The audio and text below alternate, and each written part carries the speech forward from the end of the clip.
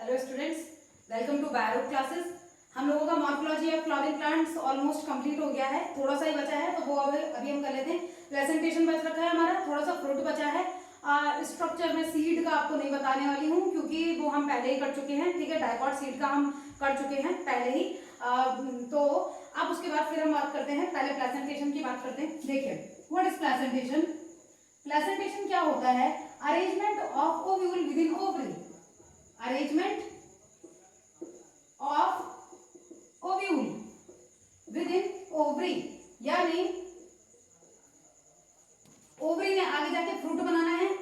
ठीक है, ओव्यूल क्या है? सीड, यानी सीड का क्या अरेंजमेंट होगा, किसमें? फ्रूट में, विद इन ओवरी। ठीक है, तो मतलब जो सीड है, अभी बना तो नहीं है सीड, उसका पहले वाली कंडीशन है, तो वो आगे जाके ओवरी या फ्रूट में कैसे रहने वाला है वो उसके बारे में ये बता रहा है।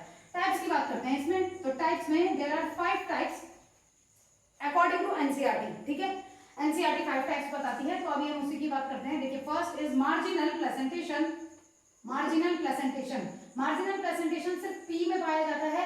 तो इसका तो मैं आपको कोई ट्रिक नहीं बता रही हूँ क्योंकि पी में ही पाया जाता है। यहाँ क्या होता है, जो प्लेसेंटा होता है वो इस तरीके से रिज फॉर्म कर देता है। ठीक है, और इस तरीके से रिज फॉर्म कर देता है, और इस रिज में क्या होते हैं, ओव्यूल इस तरीके से जुड़े हुए होते हैं। तो यहां हम क्या बोल सकते हैं, प्लेसेंटा फॉर्म रिज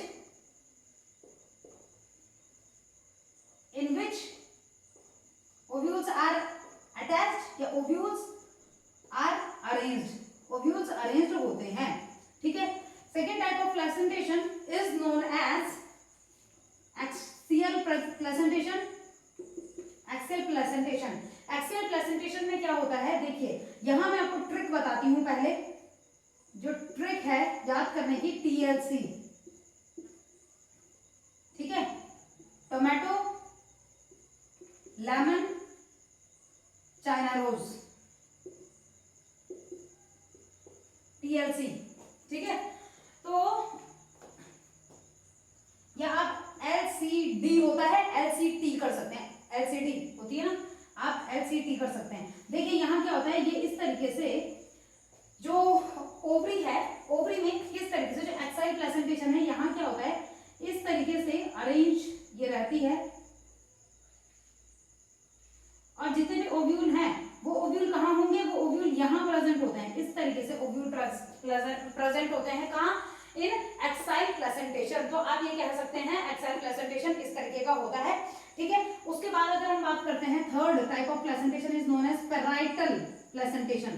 पैराइटल का मतलब होता है ovules are arranged at periphery. ठीक है, ओव्यूल्स एट पेरिफेरी, शॉर्ट में लिख रही हूं, ओव्यूल्स पेरिफेरी में प्रेजेंट होंगे।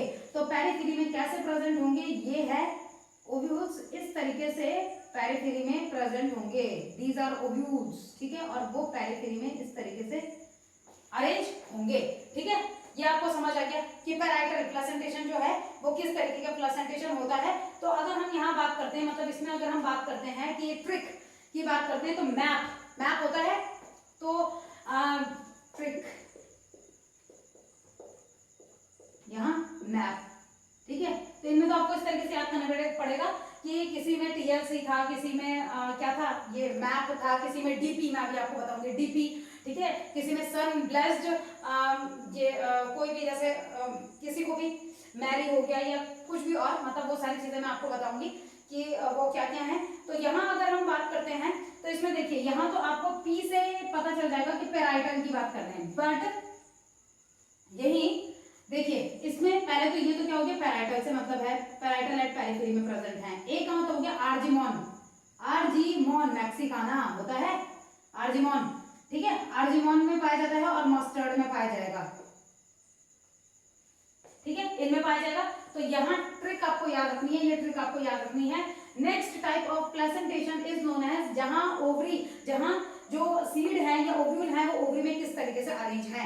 तो फ्री सेंट्रल। ठीक है, फ्री सेंट्रल मतलब फ्री, वो सेंटर में प्रेजेंट है, फ्री सेंट्रल। तो इसका मतलब क्या है, इस तरीके से होंगे, free present ovules are present freely at the centre of the ovule. ठीक है, इसका जो एग्जांपल है वो है डीपी ट्रिक जो है इसकी। डायंथस और प्रिमरोज, डायंथस एंड प्रिमरोज, ठीक है। And the last one according to NCERT, जो लास्ट वन है वो है basal type of placentation, basal placentation. तो यहां हम क्या बोलते हैं, प्लेसेंटा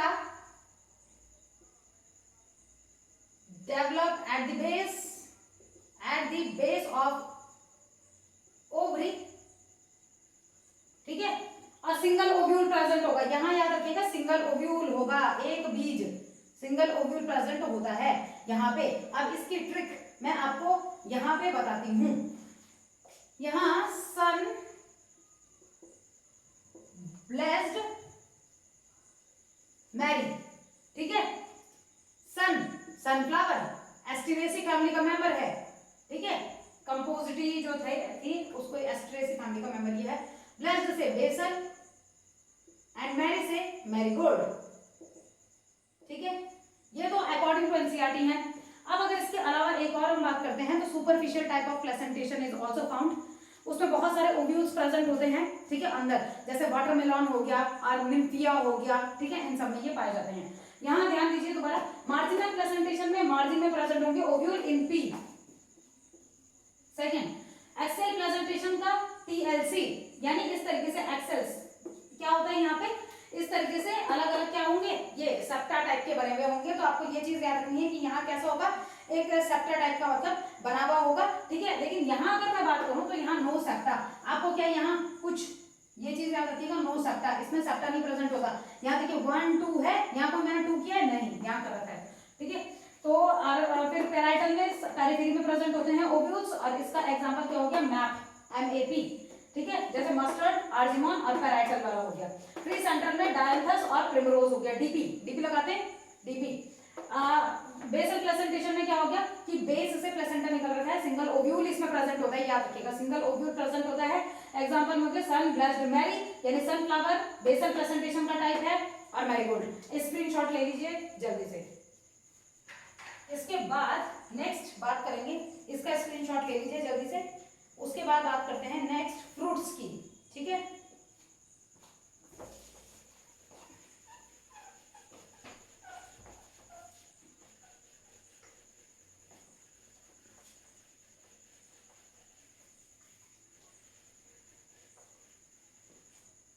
नेक्स्ट फ्रूट क्या है,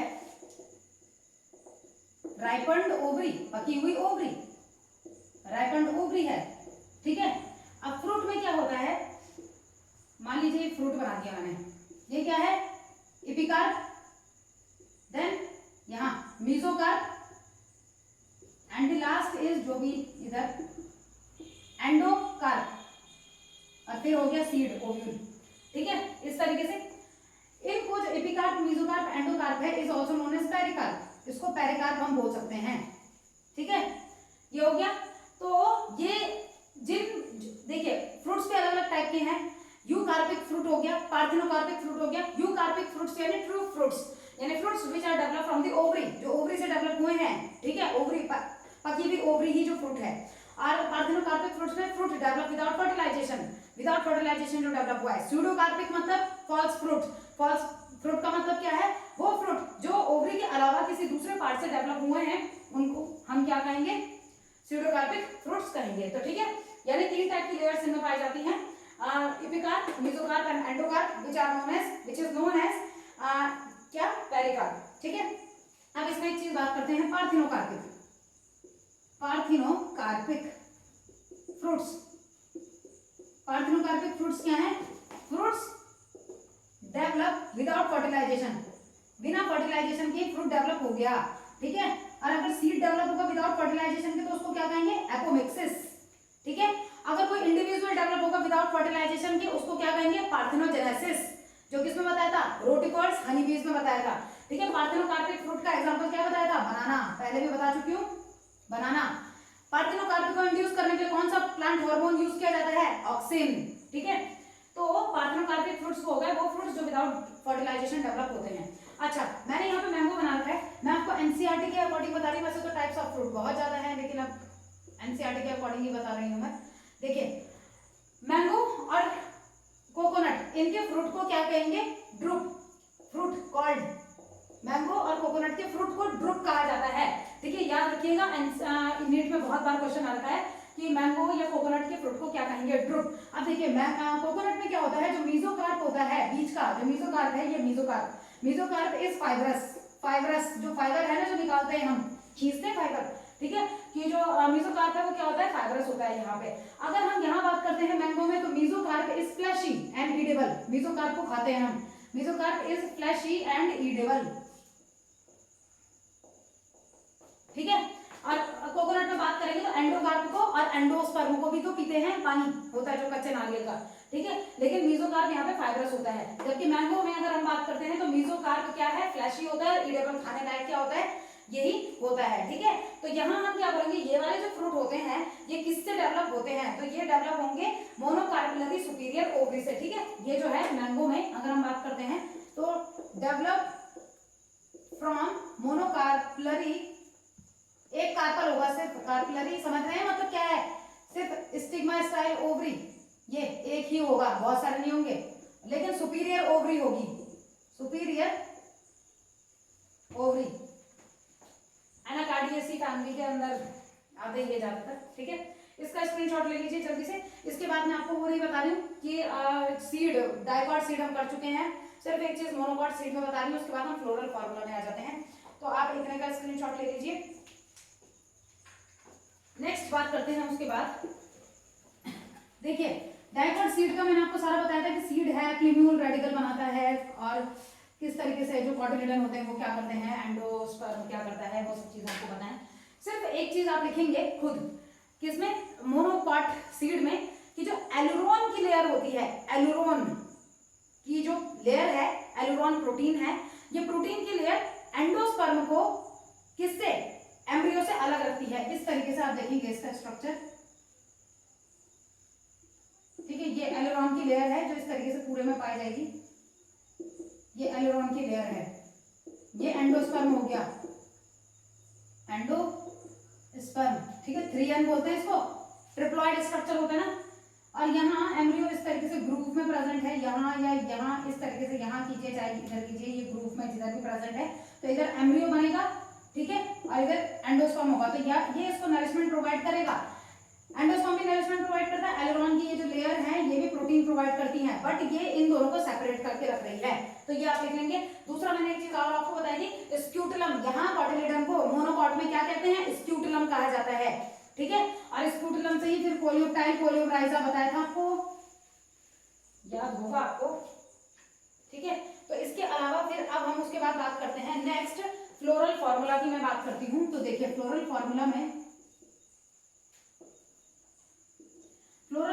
क्या होता है, सबसे पहले यहाँ जब हम इसको लिखेंगे तो देखिए, क्योंकि एनसीईआरटी से क्वेश्चन ज्यादा आते हैं, मैं एनसीईआरटी वाले ही आपको बता रही हूँ।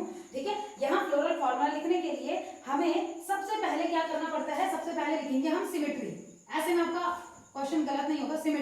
सिमेट्री दो टाइप की हो सकती है, एक्टिनो अगर होगा तो एक्टिनो में इस तरीके से, जाइगो अगर होगा, जाइगोमॉर्फिक, तो इस तरीके से। ठीक है, सिमेट्री। उसके बाद सेक्सुअलिटी, यानी अगर बाइसेक्सुअल है तो इस तरीके का, अगर यूनिसेक्सुअल है तो यूनिसेक्सुअल में क्या वो पिस्टिलेट है, क्या वो सिर्फ फीमेल फ्लावर्स ही उसमें होते हैं, तो इस तरीके से, क्या वो स्टैमिनेट है, अगर वो स्टैमिनेट है तो इस तरीके से। ठीक है, तो ठीक है, दो चीजें आ जाती हैं। उसके बाद नेक्स्ट जो हम बात करते हैं वो क्या हो गया, उसके बाद कैलिक्स, कोरोला। ठीक है, ये सारी की सारी चीजें पाई जाती है, बट अगर मैं आपको बोल रही हूँ कि कैलिक्स कोरोला फ्यूज्ड है तो पेरियंथ को पी से डिनोट करेंगे, कैलिक्स को के से डिनोट करेंगे। अब इसमें भी दो कंडीशन है, क्या ये फ्री है, मैंने आपको पहले पॉलीपेटलस, वो पॉलीसेफलस और गैमोसेफलस बताया था। अगर गैमोसेफलस है तो यानी फ्री है, जैसे मैंने बोला गैमोसेफलस में ये गैमोसेफलस है और 5 थे इनके पास, तो आप क्या करेंगे, ये और ये लिखेंगे। अगर मैंने बोला पॉलीसेफलस है, 5 ही मैंने आपको दे रखा है। ठीक है, ये कंफ्यूज मत होइएगा कि मैंने 5 कहां से लिख दिया, 5 कहां से लिख दिया, ये मैं आपको कंडीशन बता रही हूँ कि मैंने आपको 5 दिया था, 3 दिया था, 5 दिया था, कितना दिया था। ठीक है, तो ऐसे करेंगे। फिर बात करते हैं कैलिक्स के बाद कोरोला। कोरोला को किससे डिनोट करते हैं? सी। यहाँ फिर वही कंडीशन आ गई, गैमोपेटलस और पॉलीपेटलस। तो सी मान लीजिए मैंने आपको 3 दिया, ठीक है, तो फ्री वाला ये फ्री है और फ्यूज्ड वाले में ब्रैकेट के अंदर लिखेंगे। कैलिक्स हो गया, कोरोला हो गया। अब हम बात करेंगे एंड्रोशियम, बट एंड्रोशियम से पहले एक और चीज, इपिपेटलस की कंडीशन को हम कैसे डिनोट करते हैं? इपिपेटलस में जो कोरोला होता है, कोरोला के साथ एंड्रोशियम जुड़ा हुआ होता है इस तरीके से। एपिफाइलस में पेरियंथ के साथ जुड़ा हुआ होता है इस तरीके से, पेरियंथ के साथ जुड़ा हुआ होता है एंड्रोशियम। एंड्रोशियम को हम कैसे डिनोट करते हैं? एंड्रोशियम को हम ए से डिनोट करते हैं, ठीक है। नेक्स्ट गायनोशियम या एंड्रोशियम में भी अगर हम बात करते हैं कि एंड्रोशियम कैसा है, क्या वो मोनोएडल्फस है? तो मोनोएडल्फस में तो एक ही ले लेंगे। अगर डायएडल्फस बोल रहे हो, फॉर एग्जांपल पी की बात करूं, डायएडल्फस पी में हम क्या बोलेंगे? एंड्रोशियम 9 तो ब्रैकेट में होंगे और एक अलग होगा, 2 बंडल्स में होते हैं ना इस तरीके से, ठीक है। फिर गायनोशियम, गायनोशियम को हम कैसे लेते हैं? जी। अब इसमें 3 कंडीशन है, देखिए, superior ovary, hypogynous, superior ovary, ovary ऊपर बाकी चीजें नीचे, इंफीरियर ओवरी, ठीक है, तो इंफीरियर ओवरी इपिगाइनस, यानी यहाँ ओवरी नीचे और चीजें ऊपर। फिर थर्ड हो गया half superior plus half inferior, यानी या तो जी लिखिए या ऐसे लिख दीजिए, ठीक है। अब अगर मैं इसमें आपको बोल रही हूँ मोनोलोक्यूलर, डायलोक्यूलर, बायलोक्यूलर, ट्राइलोक्यूलर, तो आपने 2, 3 इस तरीके से यहाँ नीचे लिख के चले जाएंगे आप, ठीक है। तो आप इतना का स्क्रीनशॉट ले लीजिए, उसके बाद फिर हम बात करते हैं, क्योंकि बस इतना ही हमने यूज करने हैं वहां पे। तो मैं आपको 3 चीजें जो आपके पास हैं वो मैं आपको जल्दी से बता देंगे इसमें, ठीक है। अब हमको जल्दी जल्दी चलना पड़ेगा, अब आपका कंप्लीट करना है, पेपर पीछे जाएगा नहीं आपका। स्क्रीनशॉट ले लीजिए जल्दी। तो अब आपको इसी तरीके से अरेंज करना है, ठीक है। आपके पास एनसीईआरटी 3 चीजें बताती है, हो सके तो आप फ्लोरल फार्मूला वाला जो है आपका इसमें उसको थोड़ा सा डिटेल में पढ़ लीजिएगा, ठीक है। मुझे क्योंकि जल्दी जल्दी करना है इसलिए मैं आपको जल्दी जल्दी बताऊंगी। फैबेसी फैमिली, फैबेसी फैमिली में हम पेप्लियोनेसी, ठीक है, मैं बस बोल देती हूँ, पेप्लियोनेसी रख रहे हैं, लेग्यूमिनेसी रख रहे हैं, ठीक है, लेग्यूमिनोसी इस तरीके से रख रहे हैं। ये फैमिली इसके अंदर आती है। मटर वाली फैमिली हम इसको बोल सकते हैं, पी फैमिली बोल सकते हैं इसको, ठीक है। अब मटर की बात करें तो यहाँ फ्लोरल फार्मूला जब हम लिखते हैं वो हम मटर वाला ही लिखते हैं यहाँ पे, ठीक है। तो फ्लोरल फार्मूला की बात करते हैं, इस फैमिली के फ्लोरल फार्मूला की बात कर रही हूँ मैं, ठीक है। तो यहाँ हम क्या करेंगे, सबसे पहले कि एक्टिनोमॉर्फिक होता है, ठीक है। ऐसा स्ट्रक्चर अगर मैं बना रही हूँ तो ये क्या होगा? एक्टिनोमॉर्फिक। उसके बाद मैं इस तरीके से कर रही हूँ, यानी ये क्या होंगे, जो ये वाली फैमिली है ये कैसी होगी? ये बाइसेक्सुअल होगी, ठीक है। फिर अगर उसके बाद मैं उसकी बात कर रही हूँ, यानी इसमें जो कैलिक्स होंगे, क्योंकि इसमें पेरियंथ नहीं पाया जाता, कैलिक्स इस तरीके से हैं, ठीक है। फिर कोरोला की बात कर रहे हैं। अब देखिए यहाँ कोरोला में मैंने आपको कुछ बताया था, आपको याद होगा, मैंने आपको बताया था, इसके पास मैं यहाँ एग्जांपल में बता रही हूँ, ठीक है, इस वाले को बता रही हूँ। मैंने आपको बताया था एक स्टैंडर्ड जो कैसा रहता है? फ्री, 2 विंग्स भी फ्री, और 2 कील्स होते हैं जो कैसे होते हैं? फ्यूज्ड, ठीक है। तो हम कैसे लिखेंगे इसको? 1 फ्री प्लस 2 फ्री प्लस 2 ऐसा, ठीक है, लिख दीजिए 1 प्लस 2 प्लस, लिख दिया, ठीक है। अब उसके बाद बात आती है एंड्रोशियम। एंड्रोशियम में अभी मैंने आपको कुछ बताया था, डायएडल्फस। तो डायएडल्फस में एंड्रोशियम यहाँ कितने होंगे? 9 + 1, ठीक है। एंड्रोशियम कैसा होगा? 9 + 1। क्यों? यहाँ फिर बता रही हूँ, डायएडल्फस। डायएडल्फस में क्या बताया था कि when androecium are arranged in 2 bundles, ठीक है। पॉलीएडल्फस में when androecium are arranged in more than 2 bundles citrus fruits में होता है, बट डायएडल्फस सिर्फ पी में पाया जाता है, तो ये वाला, ठीक है। उसके बाद गायनोशियम की बात करें, सुपीरियर ओवरी होती है, ठीक है, यहाँ मैंने लिख दिया सुपीरियर ओवरी होगी, और मोनोलोक्यूलर होती है, तो इस तरीके से लिखेंगे, ठीक है। तो जो हमने उसमें लिखा ब्रैकेट में, जो हमने लिखा वो क्या हो गया? मोनोकार्पलरी मोनोलोक्यूलर, ठीक है। सुपीरियर ओवरी, मोनोकार्पलरी, एक ही कार्पल है, मोनोकार्पलरी और मोनोलोक्यूलर, ठीक है। तो आई थिंक इतना आपको समझ में आ जाएगा, इसमें कुछ भी ऐसा टफ नहीं था, बस आपको यही तो याद रखना है कि कौन सी कंडीशन है, डायएडल्फस है नहीं है। वैसे कंडीशन आपके पास बनी भी आ सकती है, और ये भी हो सकता है कि आपके पास बन के आ जाए, लिखे हुए आ जाए, फ्लोरल फार्मूला बताओ ये किसका है। तो आपको सीधे इस वाले केस में तो आपको जो याद रखने वाली चीज है सिर्फ एक ये, क्योंकि ऐसा वाला जो स्टैंडर्ड विंग्स और कील वो सिर्फ इसी में पाया जाता है, और दूसरा डायडेल्फस कंडीशन भी सिर्फ इसी में पाई जाती है।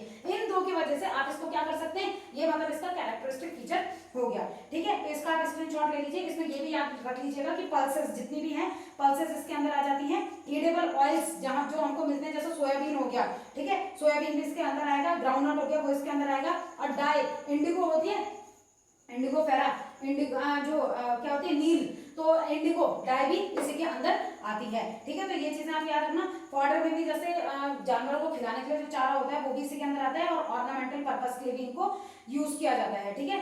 तो ये याद रखना, मेडिसिनल पर्पस के लिए भी यूज किया जाता है इनको। तो ये हो गया फैबेसी फैमिली। नेक्स्ट बात करते हैं उसके बाद सोलोनेसी फैमिली। सोलोनेसी फैमिली यानी पोटैटो वाली फैमिली।